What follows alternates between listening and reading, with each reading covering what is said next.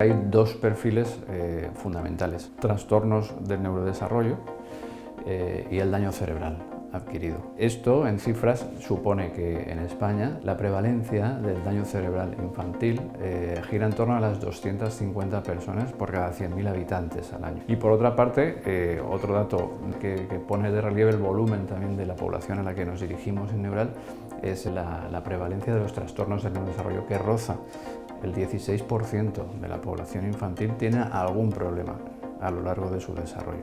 En este máster y en la temática que desarrolla, que es tan importante a nivel, digamos, social, ¿no? Dado el carácter, digamos, de un niño que tiene una lesión cerebral y que tiene que recuperarse, y ahí necesita una serie de recursos sociales que en este caso vienen de la mano de la sinergia público-privada a través de esta iniciativa de ADEIT.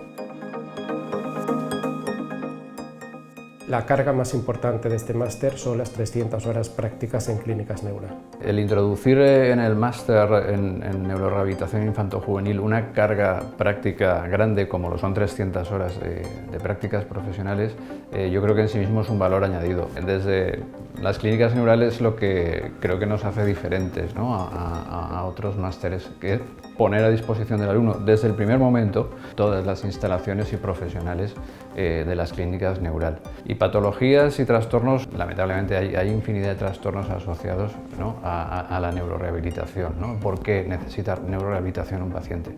Pues desde el daño neurológico producido en torno al nacimiento, que puede ser pues problemas de hipoxias, anoxias que conllevan un daño cerebral, pues hasta trastornos del neurodesarrollo en torno a ese nacimiento, traumatismos cranoencefálicos, ictus infantil, que lo hay, tumores cerebrales, parálisis cerebral infantil.